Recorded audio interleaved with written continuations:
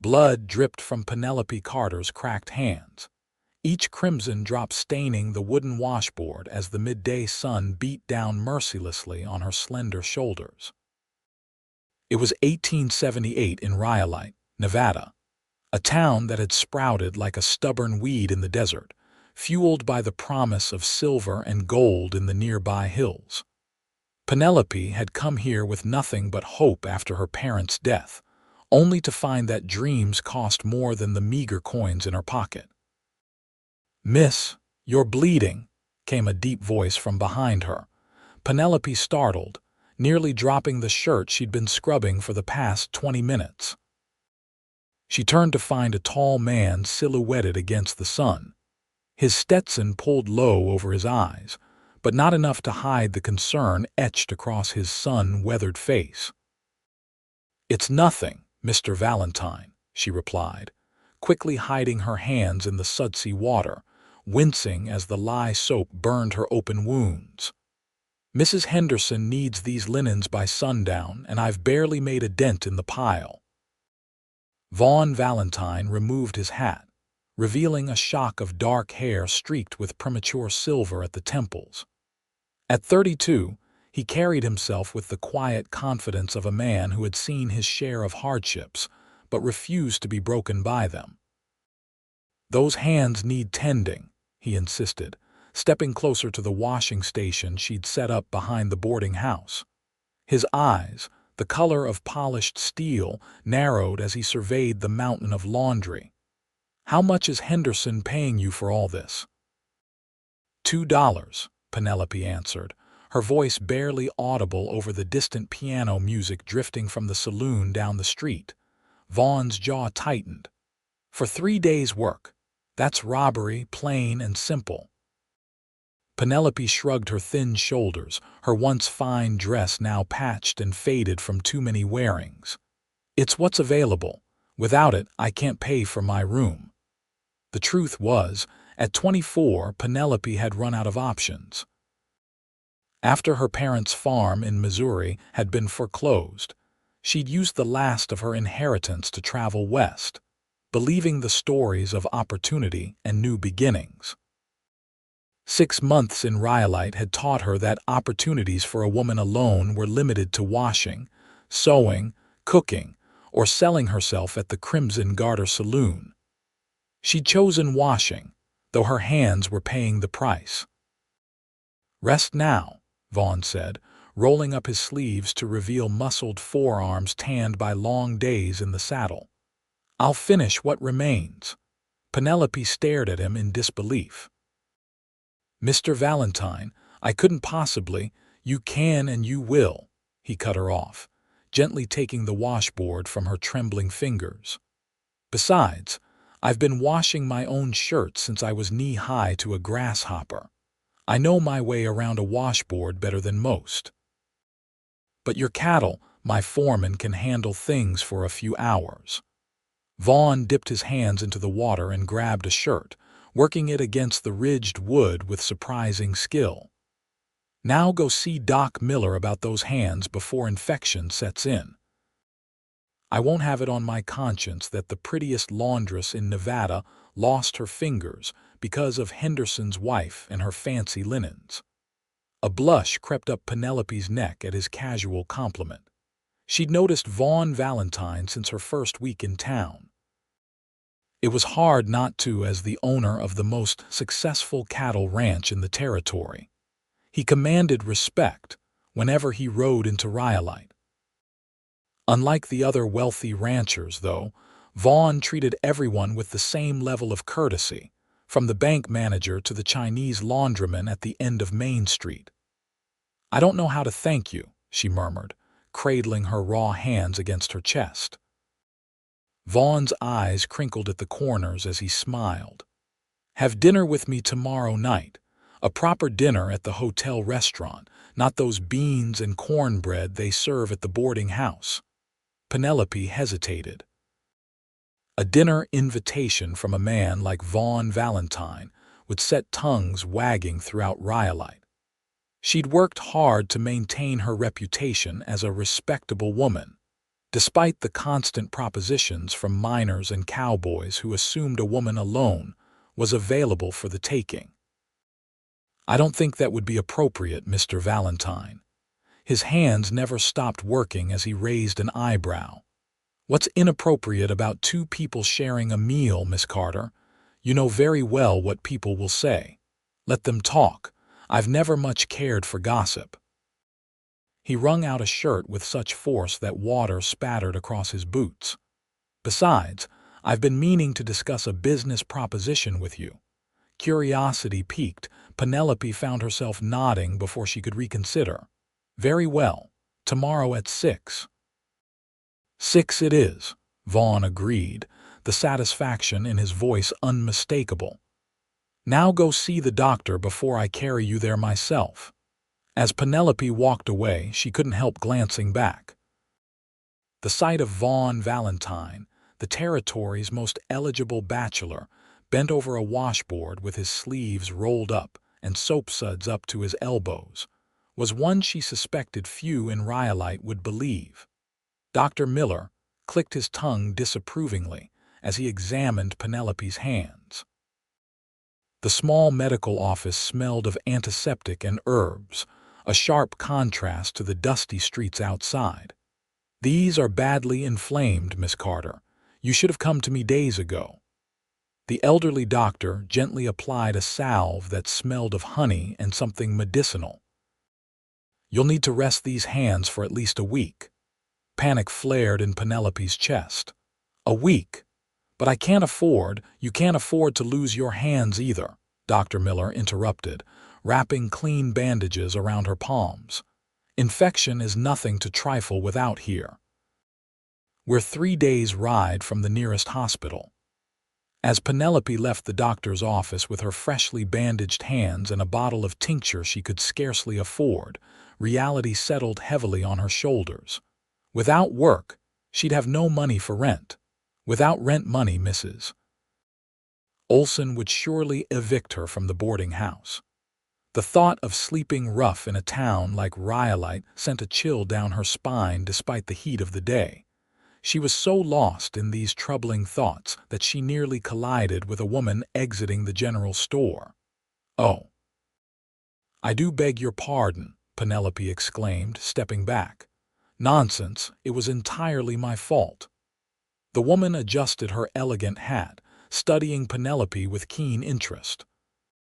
Her dress was of the finest quality Penelope had seen since arriving in Nevada, and her bearing suggested someone accustomed to respect. "You must be Miss Carter. I've heard about you." Penelope's stomach tightened. In a small town like Rhyolite, being the subject of conversation rarely boded well. "Yes, madam," she replied cautiously. "I'm Elizabeth Thornton. My husband owns the Silver Strike mine." She gestured to Penelope's bandaged hands. "Those look painful. I understand you're the best laundress in town." "I try to be thorough, Mrs. Thornton." Elizabeth nodded approvingly. "Good. Thoroughness is a quality I value. I've been looking for someone to help manage my household staff. $3 a week, plus room and board in our home." Penelope blinked, certain she'd misheard. "I'm sorry." "You'd be responsible for overseeing the cook and the maid, managing household accounts, and occasionally hosting when I'm indisposed." Elizabeth's expression softened slightly. "My husband says I need a companion as much as a housekeeper, but what do men know about women's needs?" Hope bloomed in Penelope's chest, swiftly tempered by suspicion. Such opportunities didn't simply fall from the sky, especially not for women in her circumstances. "May I ask why me, Mrs. Thornton? We've never met before today." Elizabeth's lips curved into a knowing smile. "Let's just say a mutual acquaintance spoke highly of your character and work ethic. The position begins next Monday, giving your hands time to heal. Our home is the white house on the hill past the church." With a rustle of expensive fabric, she turned to leave, then paused. "Oh, and Miss Carter, do enjoy your dinner with Mr. Valentine tomorrow evening. I hear the hotel's roast beef is particularly good on Thursdays." Before Penelope could respond, Elizabeth Thornton glided away, leaving her standing open-mouthed on the boardwalk. That evening, as Penelope sat on her narrow bed in the boarding house, attempting to mend a stocking despite her bandaged hands, a knock came at her door. Answering it, she found Mrs. Olson, the boarding house proprietress, holding a covered tray. "This came for you," the older woman said, her expression a mixture of curiosity and disapproval.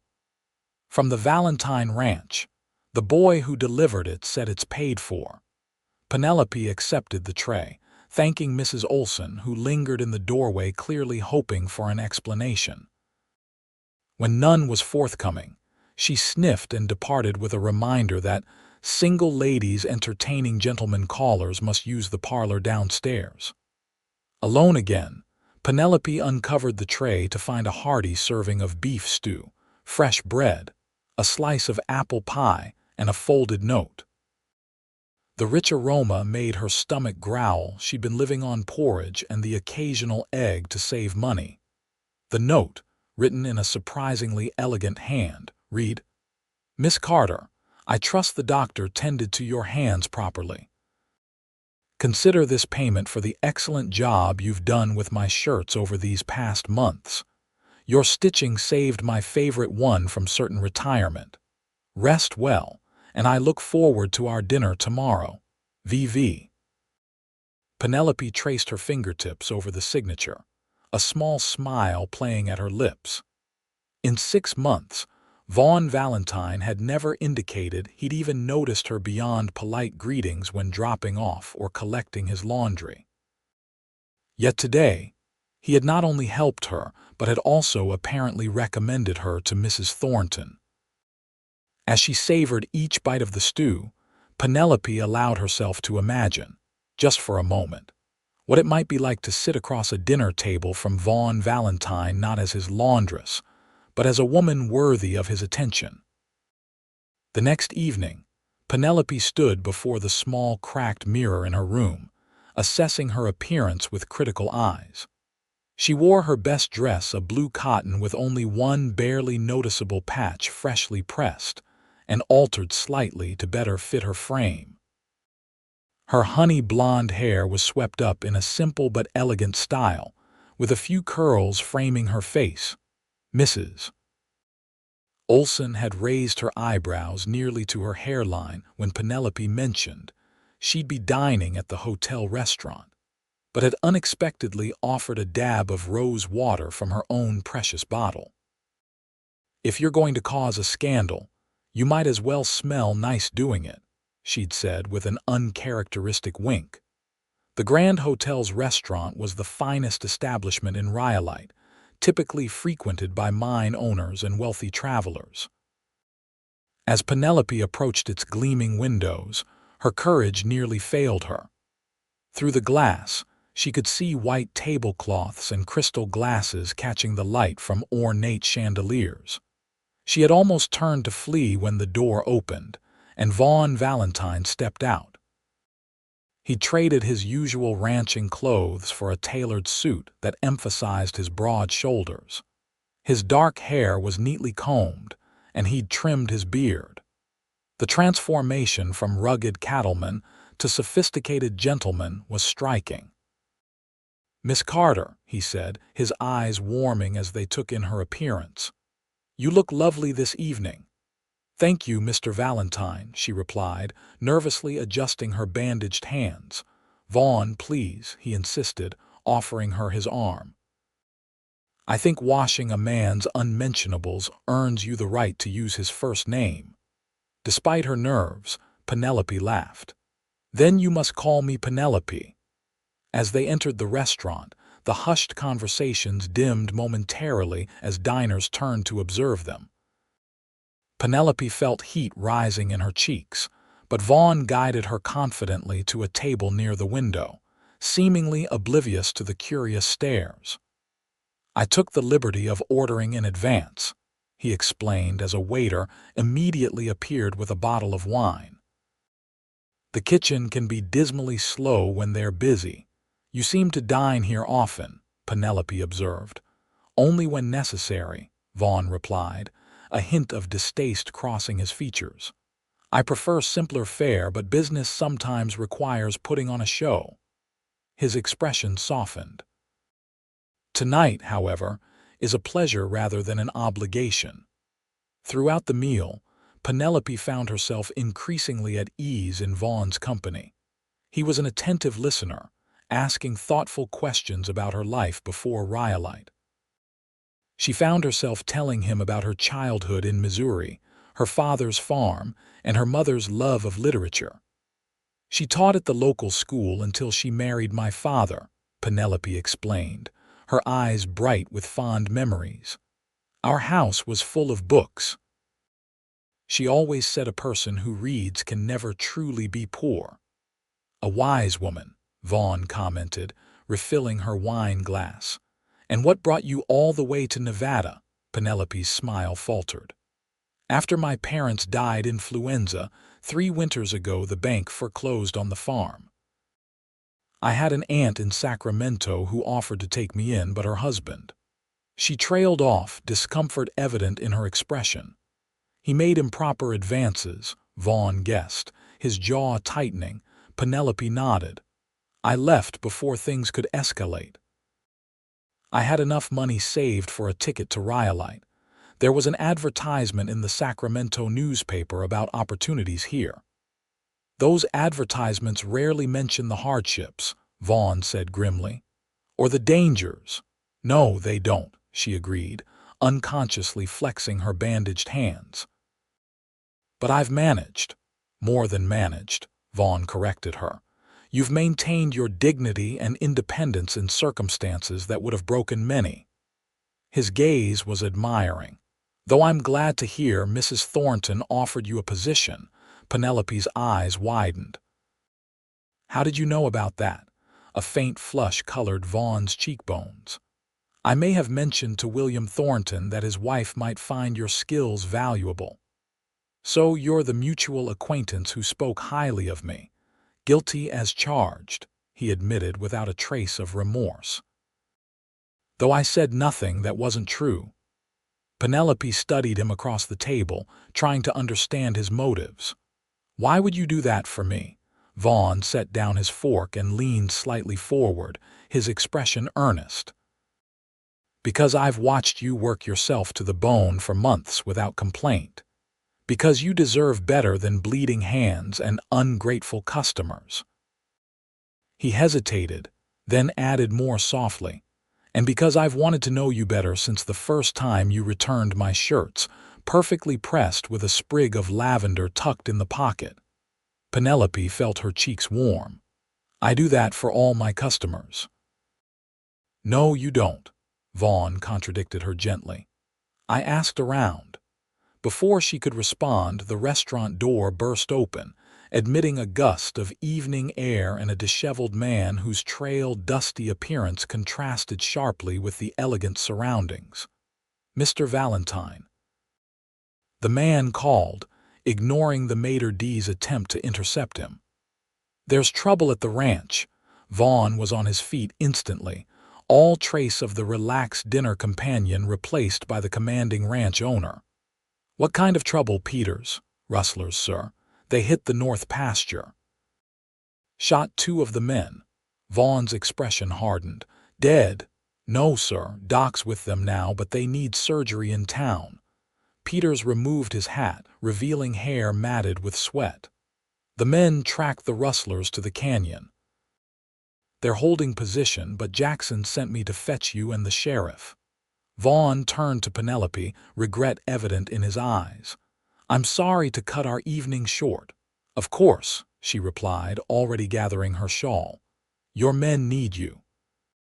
He hesitated, then reached into his pocket and pressed something into her hand, a small, intricately carved wooden box. This was meant for dessert. Please, take it with you. Before she could respond, he had tossed money on the table, far more than their meal had cost, and was striding toward the door with Peters. At the threshold, he paused and looked back at her. "This isn't over, Penelope," he called, loud enough for the entire restaurant to hear. "I'll come find you when it's settled." Then he was gone, leaving her standing beside the table with every eye in the establishment upon her. With as much dignity as she could muster, Penelope slipped the small box into her pocket, nodded politely to the gaping diners, and made her way out into the evening air. Back in her room at the boarding house, Penelope finally examined the wooden box Vaughn had given her. It was beautifully crafted from polished walnut, with her initials inlaid in silver on the lid. Inside, nestled on a bed of velvet, was a delicate silver chain bearing a small pendant in the shape of a book. When she opened it, she discovered it was an actual locket containing a tiny sprig of dried lavender. The thoughtfulness of the gift brought tears to her eyes. How long had he been planning this? The craftsmanship of the box suggested a custom order, not an impulsive purchase. As she cradled the locket in her bandaged palm, Penelope realized with startling clarity that Vaughn Valentine had been paying far more attention to her than she'd ever suspected. The question now was what could a wealthy, respected rancher possibly want with a laundress barely keeping poverty at bay? The next morning brought news that spread through Rhyolite like wildfire. Vaughn Valentine and the sheriff's posse had cornered the rustlers in Copper Canyon. Shots had been exchanged, and 2 of the thieves were dead. Vaughn himself had been wounded, though reports varied on the severity.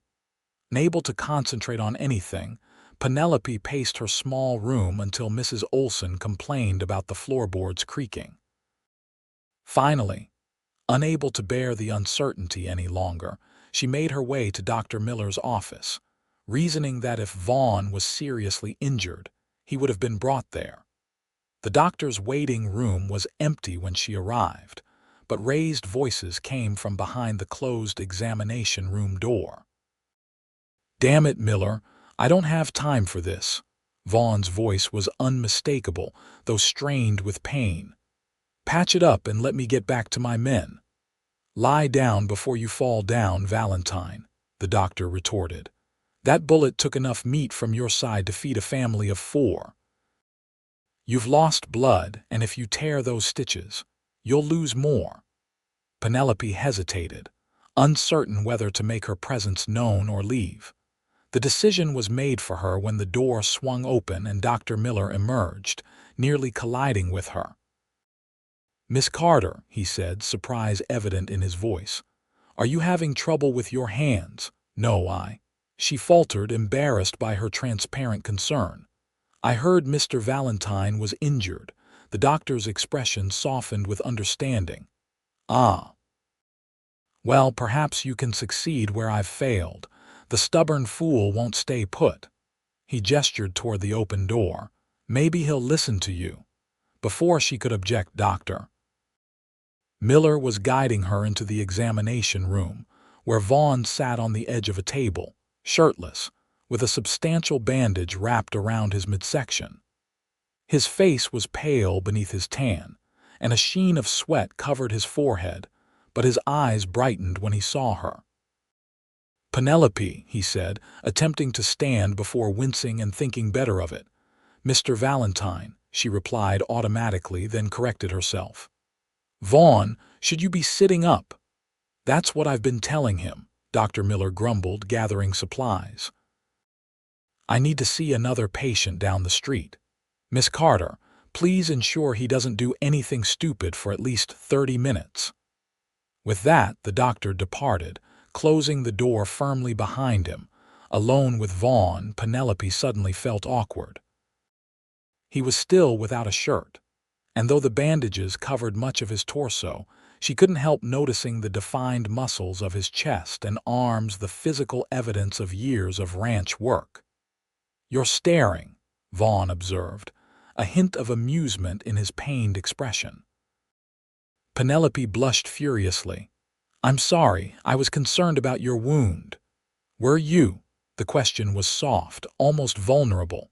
"Of course, she replied, moving closer to examine the bandage with a critical eye. What happened? Vaughn sighed, allowing himself to lean back slightly. We tracked the rustlers to the canyon, had them cornered. One of them got off a lucky shot before the sheriff dropped him. They're saying you killed 2 men, Penelope said carefully. Vaughn's expression darkened. No, the sheriff and his deputy did the shooting. I was too busy bleeding. He ran a hand through his disheveled hair. Not that it matters. In a week, the story will have me single-handedly slaughtering a dozen outlaws while reciting poetry. Despite the seriousness of the situation, Penelope couldn't suppress a small smile at his sardonic tone. Rhyolite does love its tall tales. Speaking of which, Vaughn said, his gaze intensifying, I imagine our dinner last night has already grown into something scandalous. Mrs. Olson did mention something about carrying on with that rancher, Penelope admitted, her cheeks warming again. Does that bother you? Vaughn asked, watching her closely. Penelope considered the question. A week ago, the idea of being the subject of town gossip would have horrified her. Now, standing in Dr. Miller's examination room with a wounded Vaughn Valentine looking at her as though she were something precious, she found she cared far less than expected. Not as much as it probably should, she answered honestly.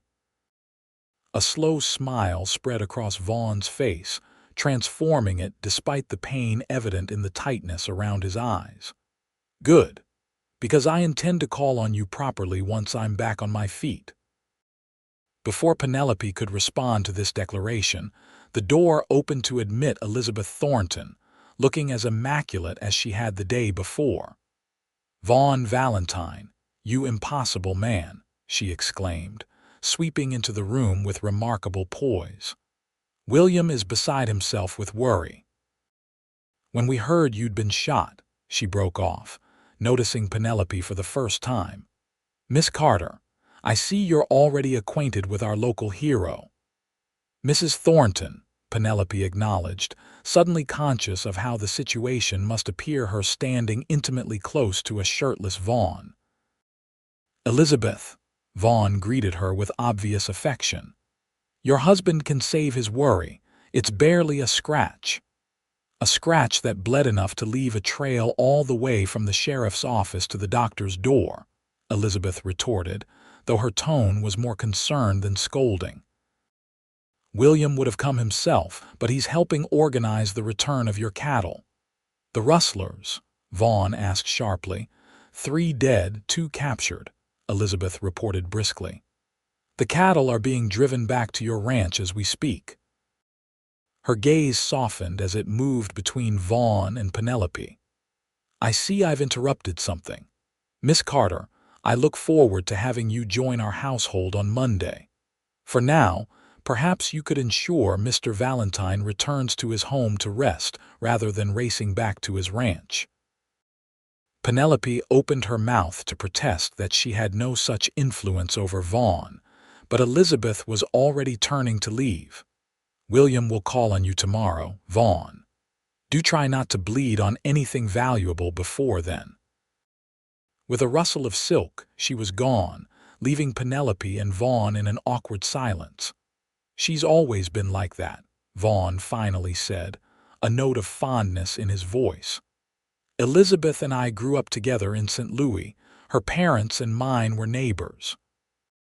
You've known her a long time then, Penelope observed, a strange twist of something like jealousy in her stomach. Since she was in pigtails and I was a gangly boy with more freckles than sense, Vaughn confirmed. He must have read something in Penelope's expression, because he added, she's like the sister I never had. William's a lucky man and a good friend. Relief washed through Penelope, followed immediately by embarrassment at her reaction. What right did she have to feel territorial about Vaughn Valentine's friendships? Now, Vaughn said, carefully easing himself off the examination table. I believe I've been ordered to go home and rest, and apparently you're to be my escort. I don't think, Please, he interrupted, his expression suddenly serious. I'd welcome your company if you're willing. Something in his voice, a note of genuine loneliness, made her hesitate.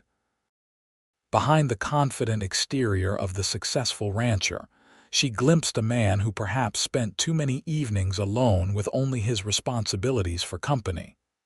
Very well, she conceded, but only to ensure you follow the doctor's orders. Vaughn's smile was worth any amount of gossip her accompanying him might generate. The Valentine Ranch was located 3 miles outside Rhyolite, a sprawling property centered around a handsome 2-story house built from local stone and timber. As the hired buggy Vaughn had insisted upon approached, Penelope marveled at the obvious prosperity of the place. A bunkhouse, barn, stables, and various outbuildings surrounded the main house, all well-maintained and bustling with activity. "It's beautiful," she murmured as they pulled up to the front of the house. "It's home," Vaughn replied simply, but the pride in his voice was unmistakable. "My father started with 50 acres and a dozen cattle. Now we run over 5,000 head on 20,000 acres. A middle-aged woman with iron-gray hair and a no-nonsense expression hurried down the front steps as the buggy came to a stop. "Mr. Valentine, they said you'd been shot." Her accent was distinctly German, and her concern evident in every line of her sturdy frame. "I'm fine, Mrs. Bauer," Vaughn assured her as he carefully descended from the buggy, trying to hide a wince. "Just a scratch that Dr. Miller made too much fuss about." Mrs. Bauer's skeptical expression suggested she knew better, but her attention quickly shifted to Penelope. "And who is this, Mrs. Bauer? May I present Miss Penelope Carter? Miss Carter, this is Mrs. Bauer, my housekeeper and the only person on this ranch who isn't afraid to tell me when I'm being a fool." "Which is often," Mrs. Bauer sniffed, but her eyes were kind as she assessed Penelope. "Miss Carter, welcome to Valentine Ranch." The interior of the house surprised Penelope. Given Vaughn's wealth, she had expected ostentation, but instead found comfortable elegance. The furniture was of good quality but chosen for comfort rather than show. Books lined the walls of the study Vaughn led her to, and a cheerful fire burned in the grate despite the warm day. "Mrs. Bauer keeps it lit year-round," Vaughn explained, noticing her glance at the flames. "Says a house doesn't feel lived in without a fire." "She's right," Penelope agreed, thinking of her own childhood home where the hearth had been the center of family life. Mrs. Bauer bustled in with a tray bearing a pot of coffee and a plate of what looked like freshly baked cookies. "You'll stay for something to eat," she told Penelope in a tone that brooked no argument. "He needs rest and supervision." With that proclamation she left, closing the door with a meaningful look that made Penelope blush again. Is she always so forceful? Vaughn supplied with a chuckle that quickly turned into a grimace as it pulled at his wound. "Always. She and her husband came to work for my father when I was 10. When my parents died in a stagecoach accident 8 years ago, she appointed herself my guardian, despite the fact I was a grown man of 24. "I'm sorry about your parents," Penelope said softly. Vaughn nodded, his expression momentarily distant with old grief. "It was hard.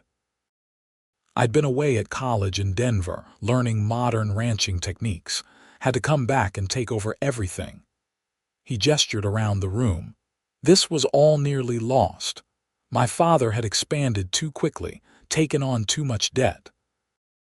The first 3 years after his death, I worked 20 hours a day to save the ranch." Penelope thought of her bandaged hands, of working until they bled. "You succeeded admirably." "Yes." His gaze returned to her, intense and searching. "But success means nothing without someone to share it with." The air between them seemed to thicken, charged with unspoken possibilities. Penelope found herself unable to look away from his eyes, which reflected the dancing flames from the hearth. "I should go," she said finally, her voice barely above a whisper. "Mrs. Olson will be wondering where I am." "Stay for dinner," Vaughn urged. "Mrs. Bauer makes a pot roast that would make a king weep with envy." The temptation was strong, but prudence prevailed. "Another time, perhaps.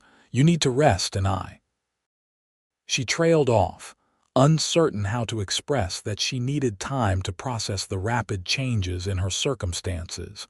Vaughn seemed to understand without her explaining. "Of course. May I send a buggy for you tomorrow evening? We could finish our interrupted dinner." "I'd like that," Penelope admitted, surprising herself with her honesty. As promised, the buggy arrived promptly at 6 the following evening. To Penelope's surprise, Mrs. Bauer herself had come to escort her, bearing a package wrapped in brown paper. "For your hands," the housekeeper explained gruffly as Penelope opened it to find a jar of sweet-smelling salve. "Old family recipe, better than that snake oil the doctor gives." During the drive to the ranch, Mrs. Bauer studied Penelope with undisguised curiosity. "So you're the laundress he's been mooning over these past months?" Penelope nearly choked. "I beg your pardon." Always making excuses to bring his laundry into town himself instead of sending one of the boys, Mrs. Bauer continued, apparently oblivious to Penelope's discomfort. Coming back smiling like a fool. "I've known that boy since he was knee-high, never seen him act this way over a woman before." Unsure how to respond to such frankness, Penelope changed the subject. "How is his wound today?" Mrs. Bauer snorted. "Better than he deserves, the stubborn mule. Found him in the stable this morning checking on a new foal. Had to threaten to quit to get him back to bed." She threw Penelope a sideways glance. "Maybe you'll have better luck keeping him still." Before Penelope could protest this suggestion, they had arrived at the ranch house, where Vaughn waited on the porch. He had more color than the previous day, and though he moved carefully, his smile was bright as he helped her down from the buggy. "You came," he said, as though her arrival was an unexpected gift. "I said I would," she replied, suddenly shy under the warmth of his gaze. Inside, the dining room had been transformed.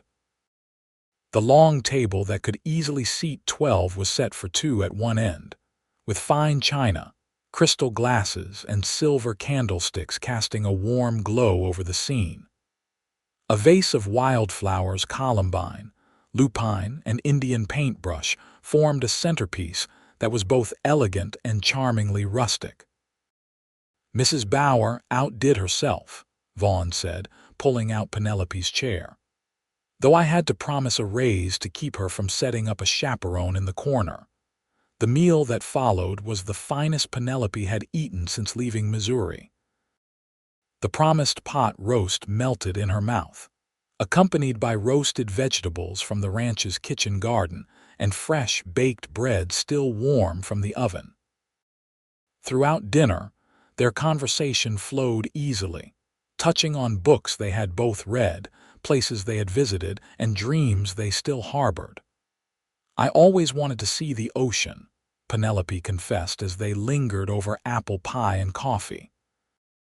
"My mother had a painting of the California coast in our parlor. On difficult days, I would stare at it and imagine the sound of the waves." "We could go," Vaughn said impulsively. "San Francisco is just a train ride away, 3 days at most." Penelope laughed, assuming he was joking, but Vaughn's expression remained earnest. "I'm serious, Penelope. Life is too short to defer dreams indefinitely." Something in his tone made her wonder if he was still talking about the ocean. As the evening progressed, they moved to the parlor, where a small fire warded off the desert night's chill. Seated beside Vaughn on a comfortable sofa, Penelope felt a strange sense of belonging she hadn't experienced since her parents' death. "May I ask you something personal?" Vaughn said after a companionable silence. You may ask, Penelope replied cautiously. I reserve the right not to answer. His smile acknowledged the fairness of her condition. The locket, did you like it? The question was so unexpected that she laughed. That's your personal question. It's important to me, he insisted. His expression suddenly vulnerable, Penelope's hand moved to her throat where the silver book now hung on its chain beneath her dress. I love it. It's the most thoughtful gift I've ever received. Relief softened his features. Good. I had it made in Denver months ago, but could never find the right moment to give it to you. Months, Penelope echoed, astonished. But we barely spoke until 2 days ago. Vaughn shifted slightly to face her more directly, wincing only a little at the movement. Penelope, I've been trying to work up the courage to court you properly since February. Every time I came to town, I found a reason to walk past the boarding house where you work in the yard. I made up excuses to bring you laundry that wasn't dirty. But why? The question escaped before she could stop it, revealing more of her insecurity than she intended. Vaughn's eyebrows rose in genuine surprise. Why? Because you're extraordinary. Because the first time I saw you, you were helping old Mrs. Jenkins carry her groceries even though you looked dead on your feet yourself. Because you hum when you work, did you know that? Little snatches of Mozart and church hymns. His voice softened. Because when you smile, really smile, not the polite one you give customers, it's like watching the sun come out after a storm. Penelope sat speechless, her heart hammering against her ribs. No one had ever seen her so completely, noticed such small details of her existence. I had a whole plan, Vaughn continued ruefully. Was going to court you properly over the summer. Then yesterday happened and I realized life's too uncertain for careful plans. He reached for her hand, mindful of her healing cuts. I'm not a patient man, Penelope. Never have been. But for you, I'm willing to take whatever time you need. The sincerity in his voice was unmistakable. This wasn't the practiced charm of a man accustomed to getting his way with women. This was something raw and honest that made her own carefully constructed defenses seem suddenly flimsy. I don't know what to say, she admitted. You don't have to say anything tonight, Vaughn assured her, though she could sense his restraint. Just promise you'll think about it. About what exactly? Penelope asked, needing clarity. About allowing me to court you. Properly, with the town's full knowledge. His thumb traced gentle circles on her palm. About the possibility of a future together. The word future hung between them, weighted with implications neither was quite ready to voice aloud. Yet Penelope couldn't deny the longing that unfurled in her chest, not just for security or comfort, but for the particular warmth that seemed to exist only in Vaughn's presence. I'll think about it, she promised. The smile that transformed his face was worth any amount of town gossip her answer might generate.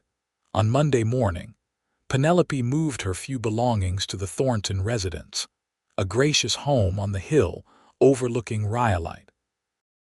Elizabeth proved to be a fair employer, and the work overseeing the existing staff and managing household accounts was far less physically demanding than laundry. For the first time since arriving in Nevada, Penelope went to bed without aching muscles or raw hands. True to his word, Vaughn began to court her openly. 3 evenings a week, he would call at the Thornton house to take Penelope for drives around the countryside or walks through town. On Sundays, he escorted her to church, enduring with good humor the speculative glances and whispered comments their appearance together generated. To Penelope's surprise, Elizabeth enthusiastically supported the developing relationship. Vaughn's been alone too long, she confided one afternoon as they reviewed household inventories. After his parents died, he poured everything into saving the ranch. We worried he'd work himself into an early grave. We, Penelope inquired. William and I, Elizabeth clarified. We've known Vaughn since childhood. His mother and mine were best friends. A shadow crossed her elegant features. When my family lost everything in the panic of '73, the Valentines took us in. I met William at a dinner they hosted. In many ways, I owe my happiness to them. This glimpse into Vaughn's past, and the loyalty he inspired in those who knew him well, only deepened Penelope's growing feelings. July brought scorching heat to Rhyolite, with temperatures regularly climbing past 100 degrees by midday. The town fell into a torpor, with most business conducted in the early morning or evening hours. On one such sweltering evening, as Penelope and Vaughn sat on the Thorntons' veranda sipping lemonade, a rider approached at a gallop, dust billowing behind him. "Fire!" he shouted as he drew near. Fire at the mine. Men trapped. The peaceful evening erupted into frantic activity.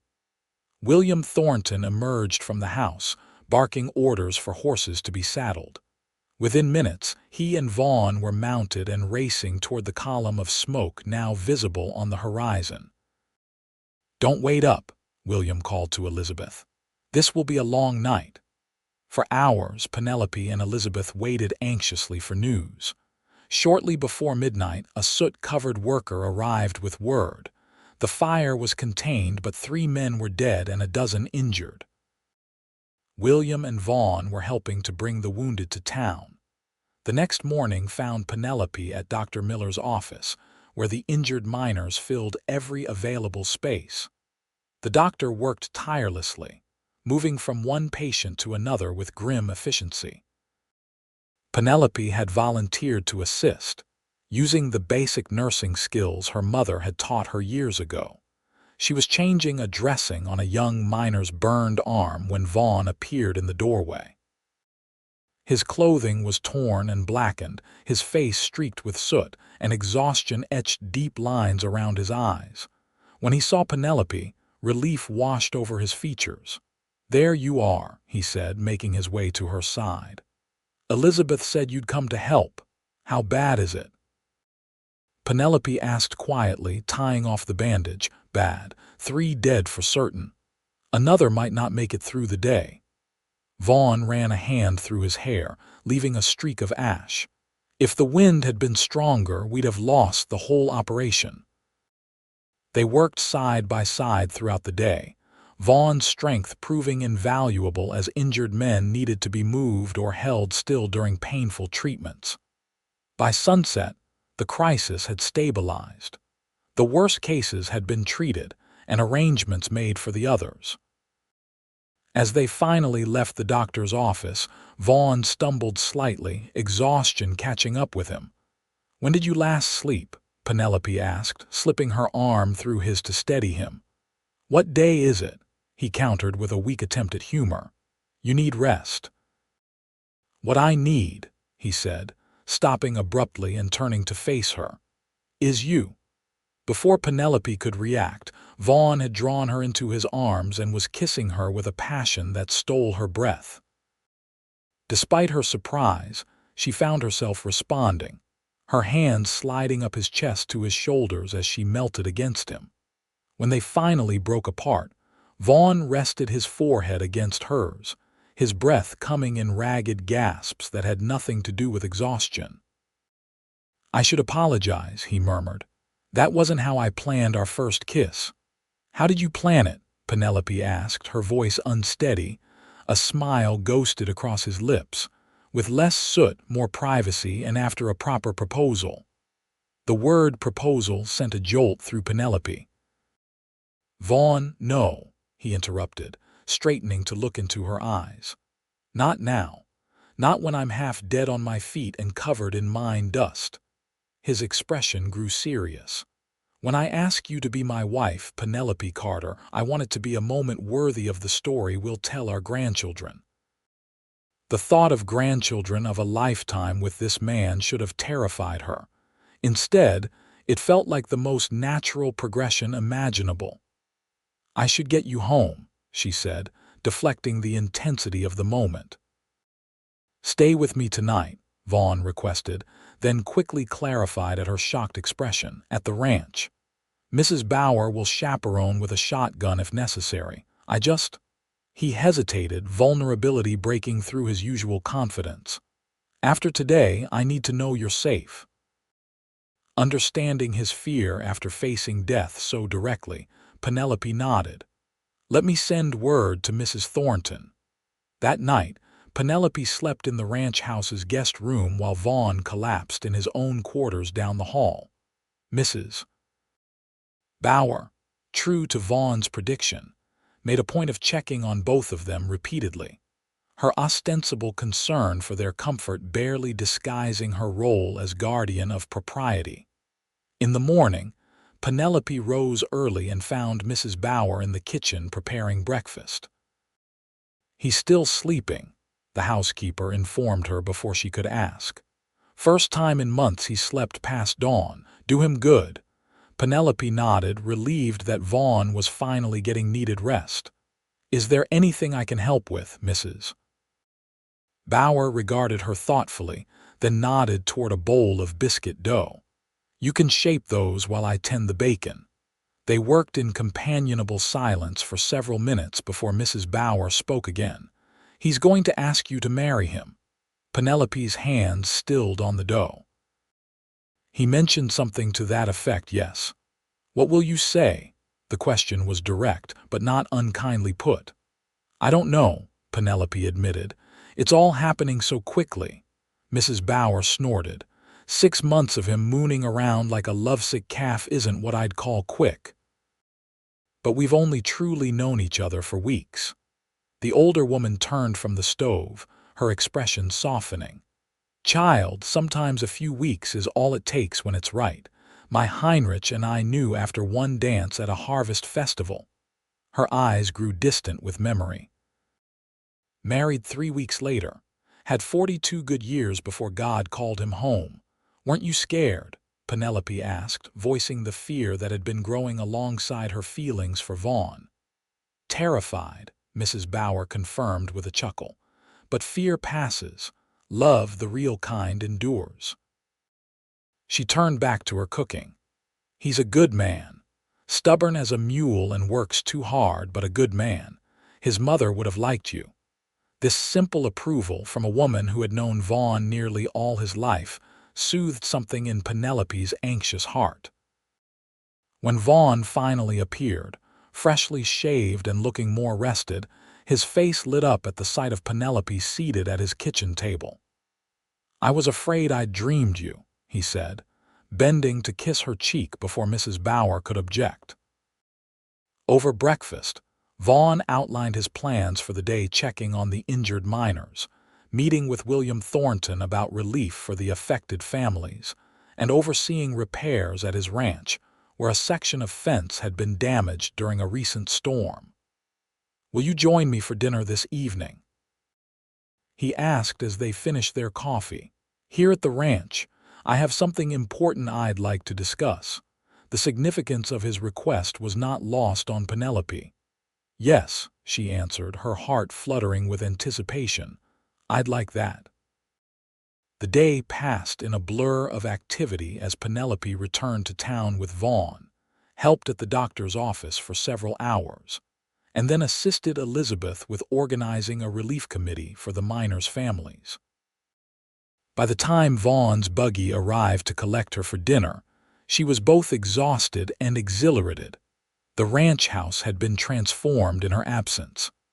Lanterns hung from the porch rafters, casting a warm glow over the approaching twilight.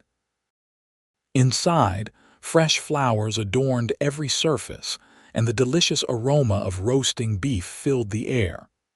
Mrs. Bauer has outdone herself, Penelope observed as Vaughn guided her to the dining room. Actually, she left right after breakfast, Vaughn replied with a mysterious smile. Said she had business in town and wouldn't be back until morning. Then who? I can cook, he interrupted, looking slightly offended at her surprise. Not as well as Mrs. Bauer, perhaps, but I managed on my own before she came to work for me. The meal he had prepared was indeed impressive: tender roast beef, potatoes au gratin, fresh green beans, and warm rolls. As they ate, Vaughn kept the conversation light, asking about her day and sharing amusing anecdotes about his own. It wasn't until they had moved to the parlor with glasses of sweet wine that his demeanor changed, becoming more serious. "Penelope," he began, setting aside his glass and taking her hands in his, "these past weeks have been the happiest of my life." "Mine too," she admitted softly.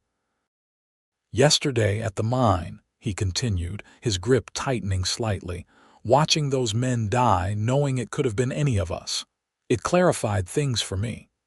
He took a deep breath. "Life is precious and unpredictable. I don't want to waste another day without you by my side." With fluid grace that belied his large frame, Vaughn moved from the sofa to one knee before her. From his pocket, he withdrew a small velvet box. "Penelope Carter, would you do me the extraordinary honor of becoming my wife?" He opened the box to reveal a ring, not the ostentatious diamond she might have expected from a man of his means, but a delicate band of gold supporting a perfect sapphire surrounded by tiny pearls. "It was my grandmother's," Vaughn explained, watching her face anxiously. "If you'd prefer something more modern, it's beautiful," Penelope interrupted, tears welling in her eyes. "Perfect." Hope blazed in Vaughn's expression. "Is that a yes?"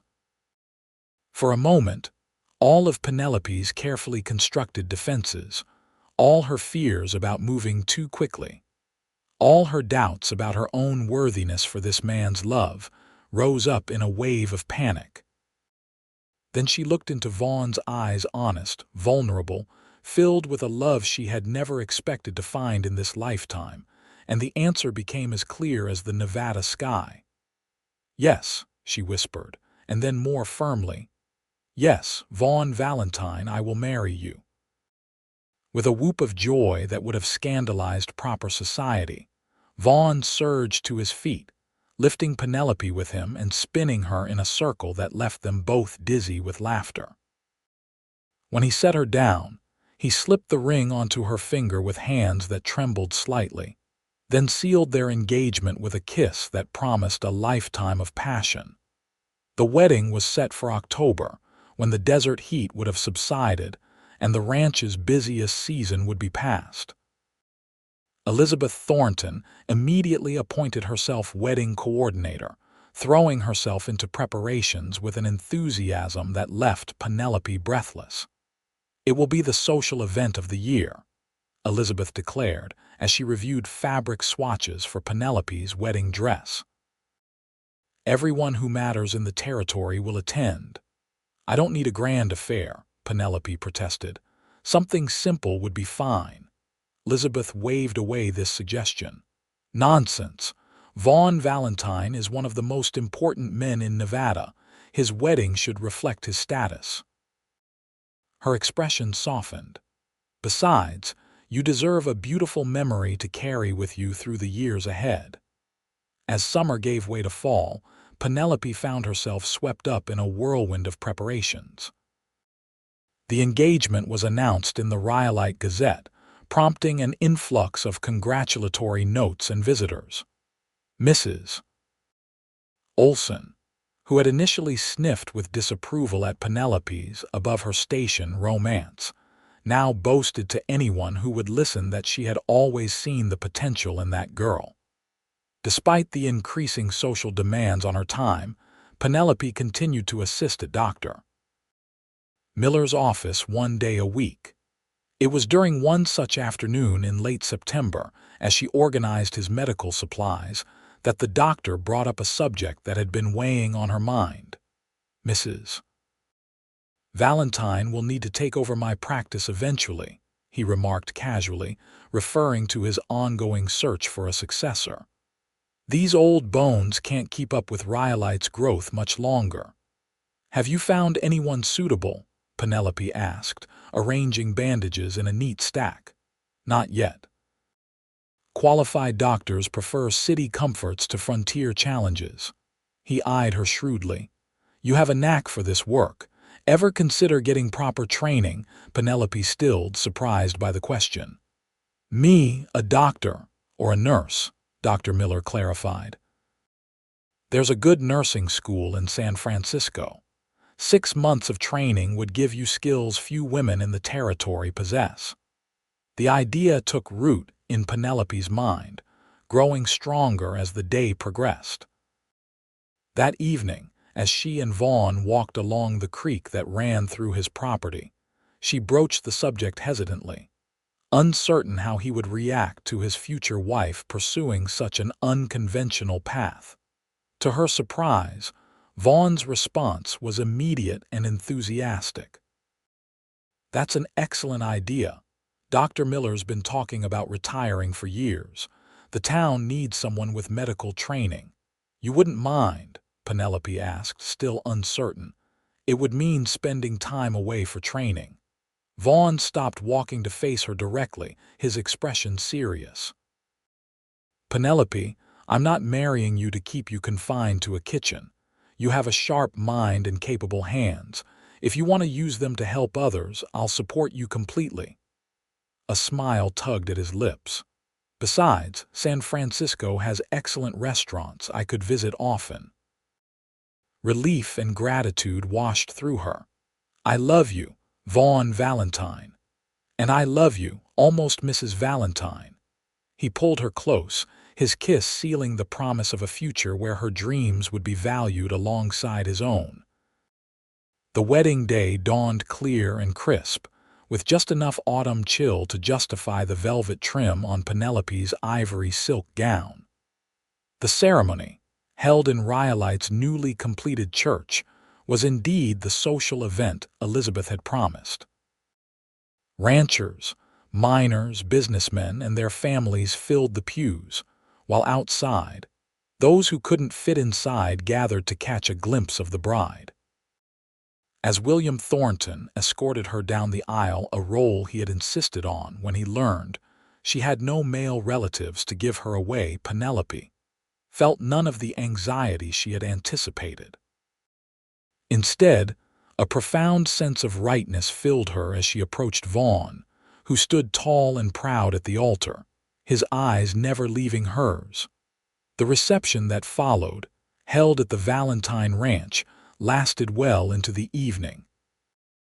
Tables groaning with food and drink were set up in the yard, lanterns hung from trees, and a band played lively tunes that soon had guests dancing despite the October chill. As twilight deepened into night, Vaughn found Penelope speaking with Elizabeth near the punch bowl. With a courteous nod to Mrs. Thornton, he drew his new wife aside. "Are you happy, Mrs. Valentine?" he asked, his voice low and intimate despite the surrounding celebration. Penelope looked up at the man who had transformed her life in ways she could never have imagined 6 months earlier. "Completely," she answered truthfully. "Are you?" His smile was answer enough, but he elaborated anyway. "I have everything I ever wanted right here." He glanced meaningfully toward the house. "And I'm looking forward to starting our life together, properly." The implication in his tone sent a blush to Penelope's cheeks and a flutter of anticipation through her body. By mutual agreement, they had maintained propriety throughout their courtship, limiting their physical affection to kisses and embraces. Tonight, that would change. "Perhaps we could say our goodbyes to our guests," she suggested, surprising herself with her boldness. Vaughn's eyes darkened with desire. "I thought you'd never ask." An hour later, after the final guests had been thanked and sent on their way with slices of wedding cake wrapped in napkins, Penelope found herself alone with her husband in the master bedroom of the ranch house. Mrs. Bauer had moved her belongings there during the reception, but seeing her things arranged alongside Vaughn's, her hairbrush on the dresser he'd used since childhood, her nightgown laid out on the bed they would now share, brought home the reality of their union in a way the ceremony itself had not. Nervous, Vaughn asked gently, coming to stand behind her and placing his hands on her shoulders. "A little," she admitted. "Aren't you?" He turned her to face him, his expression serious. "Terrified. I've waited so long for you, Penelope. I want everything to be perfect." His honesty eased her own tension. "Then we'll figure it out together," she said, reaching up to loosen his tie. "Like everything else." Their first night together was a revelation, tender, passionate, and filled with discoveries that left them both breathless. In Vaughn's arms, Penelope found a completeness she had never known was possible, their bodies learning a language that required no words. Later, as they lay entwined in the darkness, Vaughn traced lazy patterns on her bare shoulder. "Do you know when I first knew I loved you?" he murmured. "When?" Penelope asked, nestling closer against his chest. "It was March. A Tuesday. You were washing linens behind the boarding house.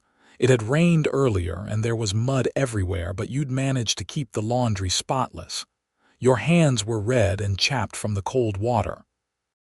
His voice grew softer. "I watched you for a few minutes from across the street.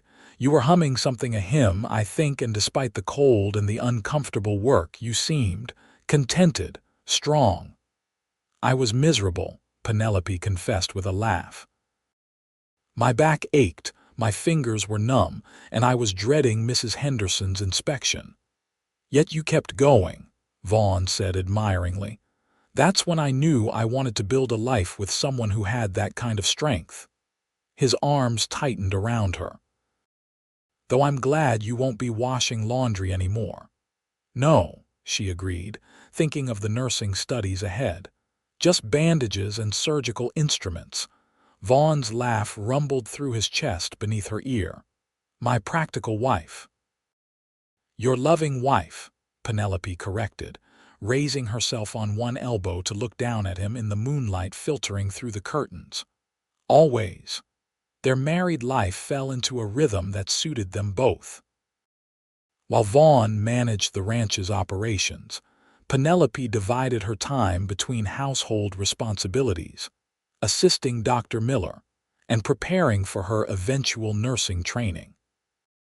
In the evenings, they would share the day's events over dinner, their conversations ranging from cattle prices to medical treatments to books they had recently read. Christmas brought a special joy as they hosted their first holiday celebration together. The ranch house, decorated with evergreen boughs, red ribbons, and candles, welcomed a steady stream of visitors throughout the day. Elizabeth and William Thornton, Dr. Miller, the ranch hands and their families, even Mrs. Olson from the boarding house, all came to share in the festivities. As the last guests departed and Vaughn closed the door against the winter chill, Penelope felt a surge of gratitude for the life they were building. From the window, she could see the ranch stretched out before her, dusted with a rare Nevada snow that glittered in the moonlight. "Penny, for your thoughts," Vaughn said, coming to stand beside her. "I was just thinking how different this Christmas is from last year," she replied, leaning into his embrace. "Last December, I was alone in that tiny room at the boarding house, darning socks by candlelight to save on lamp oil." Vaughn's arms tightened around her. "Never again," he promised. "You'll never be alone like that again." In January, a letter arrived from the San Francisco nursing school, confirming Penelope's acceptance for the spring term. The training would require a 6-month stay, with brief visits home permitted once a month. Though the separation would be difficult, both Penelope and Vaughn remained committed to her pursuing this opportunity. "It's only 6 months," Vaughn reasoned as they discussed the arrangements over dinner. "And San Francisco is just a train ride away. I'll visit whenever business allows." Penelope nodded, though the thought of leaving her new husband for such a duration sent a pang through her heart. "Dr. Miller says the skills I learn will be invaluable here. Rhyolite hasn't had a trained nurse since Mrs. Hollister moved to Carson City last year." "The town needs you," Vaughn agreed, and I need you to be fulfilled. If this is your calling, then it's worth a temporary separation." The depth of his support touched her deeply. Many husbands would have forbidden such an unconventional arrangement, especially so soon after marriage. Vaughn's willingness to put her aspirations on equal footing with his own only confirmed that she had chosen well. February brought a surprise that would change their plans entirely. After several days of unexplained fatigue and morning nausea, Penelope visited Dr. Miller, who confirmed what she had begun to suspect. She was expecting a child. When she shared the news with Vaughn that evening, his reaction was everything she could have hoped for. Joy, wonder, and a fierce protectiveness transformed his features as he knelt before her, placing a gentle hand on her still flat stomach. "A baby," he whispered, awe evident in his voice. "Our baby." The nursing school would have to wait. By Dr. Miller's calculation, the child would arrive in early September, making travel to San Francisco impractical in her condition. Though disappointed by the delay, Penelope found her focus shifting naturally to the new life growing within her. "There will be time for training later," she told Vaughn as they lay in bed that night, his hand resting protectively over her abdomen. "This little one takes priority now." "Boy or girl?" Vaughn mused, a smile in his voice.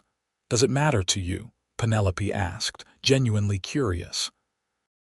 "Not in the slightest," he assured her.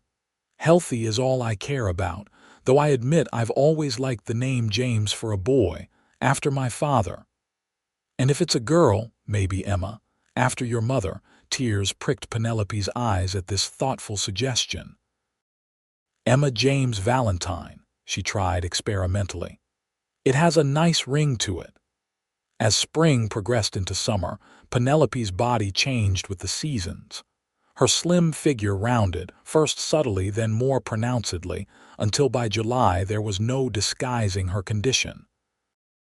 Vaughn watched these changes with a mixture of fascination and concern, insisting she rest more and taking on additional help around the house to ease her burden. "You're not to lift a finger," he declared one morning when he found her attempting to knead bread dough despite the heat. "That's what we hired Mary for."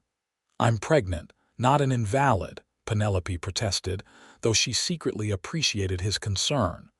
"Women have been having babies while working fields and tending livestock since the beginning of time." "Not my wife," Vaughn said firmly. "Not when there's no need." Despite her token protests, Penelope found herself grateful for the assistance as the Nevada summer intensified. The heat was oppressive, made worse by her advancing pregnancy. She spent most days in the relative cool of the house, reading, sewing tiny garments for the baby, and writing detailed lists of preparations needed before the birth. August arrived with a series of violent thunderstorms that broke the heat, but left the countryside vulnerable to flash floods.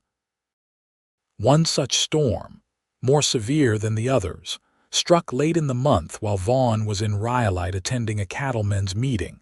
Penelope, now in her 8th month and uncomfortably large, watched anxiously from the porch as lightning split the sky and thunder shook the ground. Mrs.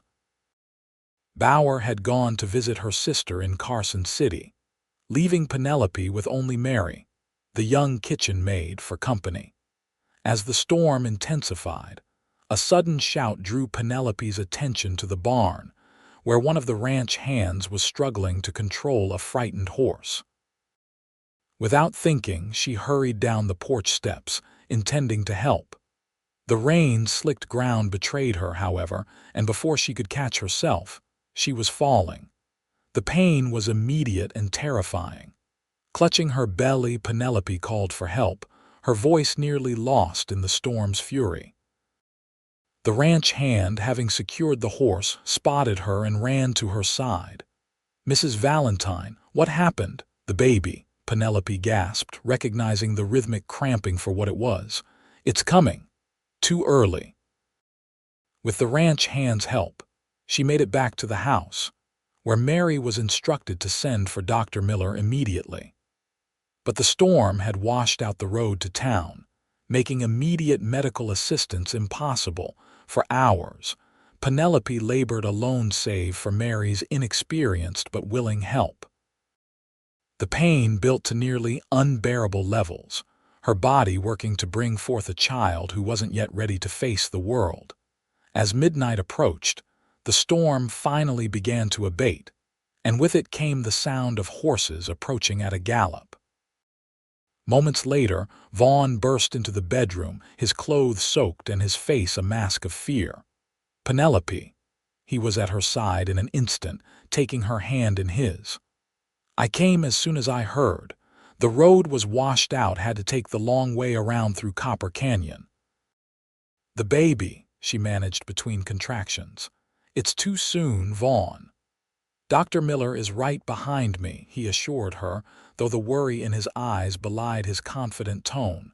"He'll know what to do." True to his word, the doctor arrived minutes later, bringing with him the calm efficiency that had saved countless lives over his long career. After a brief examination, he looked up at Vaughn with a grim expression. "The baby's turned wrong," he explained. "I'll need to reposition it, or neither mother nor child will survive the night."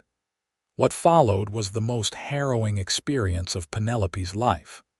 The pain of Dr. Miller's manipulations exceeded even the worst contractions, driving her to the edge of consciousness. Through it all, Vaughn remained by her side, his grip on her hand unwavering, his voice a constant reassurance in her ear. "You can do this," he murmured over and over. "You're the strongest person I know. Fight for our baby, Penelope, fight for us." As dawn broke over the eastern mountains, a thin cry split the air, the miracle of new life asserting itself against all odds. Dr. Miller placed a tiny, red-faced infant on Penelope's chest, his expression one of profound relief. "A son," he announced. "Small, but with a good set of lungs on him." Vaughn's face, haggard from the night's ordeal, transformed with wonder as he gazed down at his child. "James," he whispered, gently touching the baby's cheek.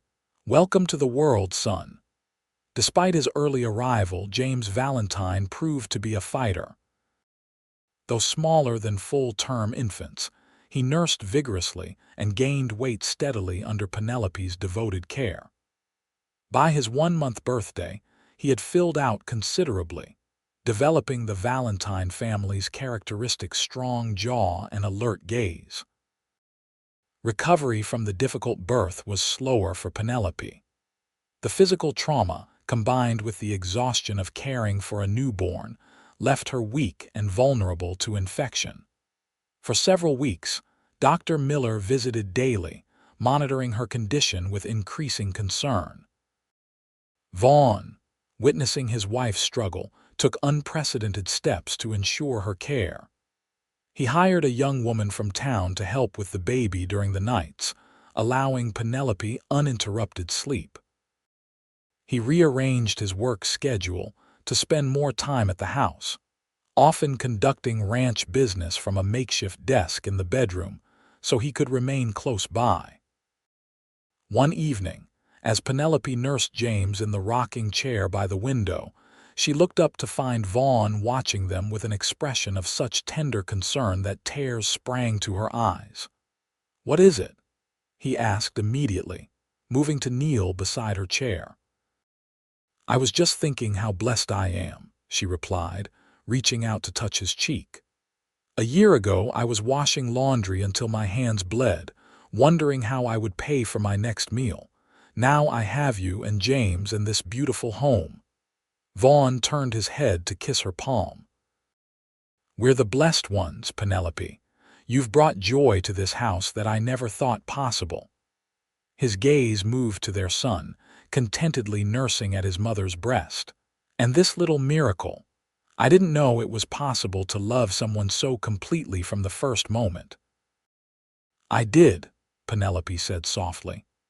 "I felt the same way the day you told me to rest while you finished my laundry." By James's first birthday, both mother and son were thriving. The nursing school plans, temporarily deferred, were revisited and modified.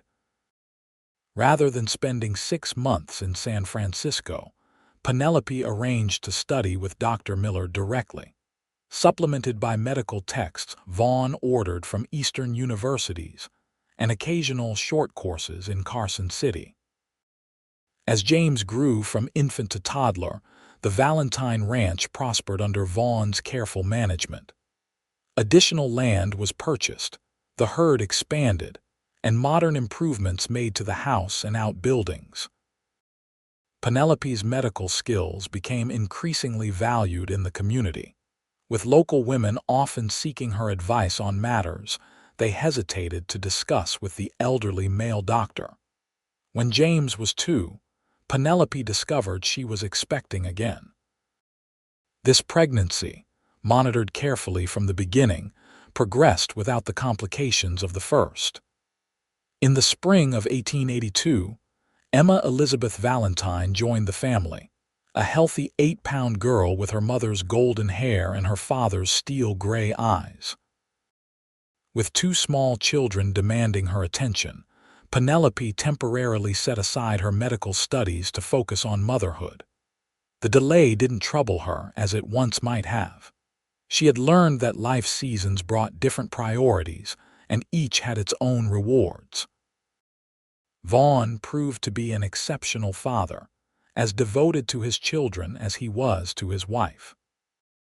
Despite the demands of the ranch, he made time each day to spend with James and Emma, teaching his son to ride almost as soon as the boy could walk and reading stories to his daughter long before she could understand the words. On their 5th wedding anniversary, as the children slept soundly in their beds, Vaughn presented Penelope with a leather-bound journal. "What's this?" she asked, running her fingers over the embossed cover. "Open it," he urged, an unusual nervousness in his manner. Inside, she found not blank pages as expected, but Vaughn's handwriting filling the first several sheets. The entry was dated October 15, 1878, their wedding day. "I've been keeping this since we married," Vaughn explained as Penelope began to read. "A record of our life together. For the children someday. And for us, when we're old and gray and need reminding of how it all began." Tears blurred Penelope's vision as she skimmed the entries. Vaughn's raw, honest accounts of their early days together, his fears during her difficult first labor, his joy at James's birth, his continued amazement at the family they had created. "This is the most precious gift anyone has ever given me," she whispered, clutching the journal to her chest. "More precious than this?" Vaughn asked with a smile, producing a small velvet box similar to the one that had held her engagement ring years earlier. Inside was a bracelet of intricately worked gold links, each bearing a small charm, a book for her love of reading, a heart for their love, miniature silhouettes representing James and Emma, and in the center, a tiny pair of hands. "To remind you," Vaughn said softly, fastening it around her wrist, "that those hands that once bled from work are now healing others, that they've cradled our children, built our home, and held my heart since that day by the washboard." "I love you, Vaughn Valentine," Penelope said, the words simple but carrying the weight of 5 years of shared joys, sorrows, and everyday moments that had knit their lives inextricably together. "And I love you, Penelope Valentine," he replied, drawing her into his arms. "Today, tomorrow, and for all the days we're granted together." As they stood in the warm circle of lamplight, the ranch house quiet around them and the Nevada night stretching vast and star-filled beyond their windows, Penelope reflected on the journey that had brought her to this moment. From desperate laundress to respected healer, from lonely orphan to beloved wife and mother, a transformation as dramatic as the desert landscape after rain. "What are you thinking?" Vaughn asked, noticing her pensive expression. "That sometimes the hardest work leads to the greatest rewards," she answered, rising on tiptoe to kiss him. "And that I'm exactly where I'm meant to be." Outside, a gentle rain began to fall, nourishing the land just as love had nourished the life they had built together, unexpected, essential, and immeasurably precious. In the years that followed, the Valentine family continued to grow and thrive. When Emma was 3, Penelope gave birth to twin boys, Michael and David, who brought a whirlwind of energy to the already bustling household. The ranch expanded further, becoming one of the most successful operations in the state, known for its progressive practices and fair treatment of workers. Penelope eventually completed her nursing training, and in partnership with a young doctor who took over when Dr. Miller retired, established a proper medical clinic in Rhyolite. Her particular interest in women's health and childbirth made her an invaluable resource in a region where such specialized care had been non-existent. Vaughn supported her professional endeavors wholeheartedly, taking pride in her accomplishments and ensuring she had the time and resources needed to pursue them. Their partnership, unusual for its equality in an era when women's ambitions were often subordinated to their husbands, became a model that their daughters and sons would carry forward into their own lives. As the 19th century gave way to the 20th, bringing automobiles, telephones, and electric lights even to remote Nevada, Vaughn and Penelope adapted to the changing times without losing sight of the values that had guided their life together: hard work, compassion, and unwavering commitment to each other and their family. On their 25th wedding anniversary, surrounded by their children, grandchildren, and a community that had come to love and respect them both, they renewed the vows they had first exchanged in Rhyolite's small church. Penelope, her blonde hair now streaked with silver but her blue eyes as bright as ever, wore a gown of deep sapphire that matched her original engagement ring. Vaughn, still handsome despite the lines etched by sun and time, looked at his wife with the same adoration that had been there on their wedding day. "I remember watching you work until your hands bled," he said during the ceremony, his voice carrying clearly to everyone gathered. "I remember telling you to rest, that I would finish what remained. Little did I know that moment would be the beginning of the greatest journey of my life." Penelope, her heart full to overflowing, squeezed the hands that held her, strong, capable hands that had never failed to support her, comfort her, or reach for her across any distance. "And I remember the cowboy who saw value in a laundress when no one else did," she replied. "Who offered help without expecting anything in return. Who showed me that love isn't just a feeling, but a choice we make every day." As the celebration continued around them, they slipped away for a quiet moment on the porch of the home they had built together. The Nevada sunset painted the sky in shades of gold and rose, a fitting backdrop for a love story that had begun with bleeding hands, and a compassionate heart, a story still being written with each passing day. "Happy anniversary, my love," Vaughn murmured, drawing Penelope close. "Here's to 25 more." "At least," Penelope agreed, resting her head against his chest where she could hear the steady beat of his heart, the most cherished sound in her world. "We still have so much left to do." And in the gathering twilight, surrounded by the life they had created together, they stood as they had countless times before, side by side, hand in hand, facing whatever the future might hold with the certainty that came from having already weathered so much. Two people who had found in each other not just love, but partnership, purpose, and a place to call home,